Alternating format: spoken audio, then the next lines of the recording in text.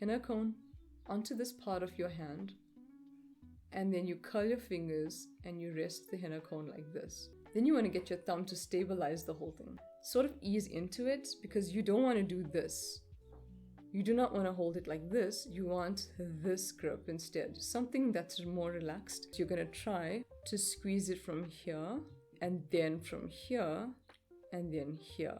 So you're going to start here towards the bottom of the cone, and you're going to, with the henna, the way it's trying to force its way through here, your goal is to block with your thumb until you see this part filling up, and you press. So what you do is you hold your cone just slightly above the page and you squeeze with your thumb until henna starts coming out. And your goal is to see if you can just press and hold it in there and look at the flow of henna. I know it's going to make a bit of a mess on the page, but you just squeeze to see one continuous line coming out.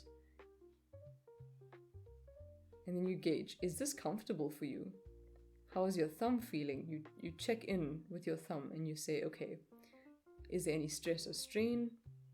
How am I feeling? If needs be, you just reset the cone. You just squeeze the top here until henna is in that chamber again. And if needs be, you can clean it again. Instead of here, now you move slightly up the cone.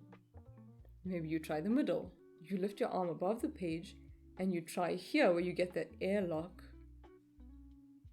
and you see this part of the cone filling up, and you press against this part of the henna and you squeeze. Oops.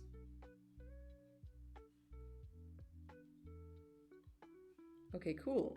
How is that working? Is that working a lot better? You check in with your thumb, you see, how is it feeling? Is this part getting strained?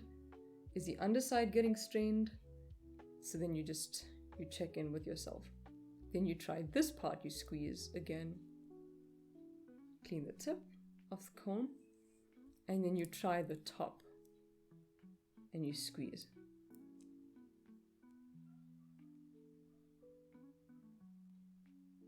And you might discover that this works better for you, or you might discover that that does not work better for you at all. It's not working for me personally, but I'm not sure about you. It might be working better. After you check in with your thumb, you will now see which is the most comfortable grip for you to actually do designs. So it might be right at the bottom, it might be in the middle, or it might be at the top. Mine is towards the middle. It's maybe in between. You can even check different parts of the cone, but mine is usually towards the middle.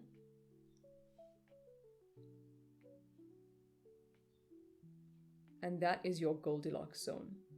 So that's the part of the cone that you hold that has the least amount of strain, if any at all. Usually when I'd be busy with bridals, I'd be done with the bride's arms, and some of the family members will ask me, don't your hands pain? Don't your hands get tired after a while? And I say, actually, surprisingly, they don't. It's because the trick is finding your Goldilocks zone to see where yours is, so there's as little to no strain as possible.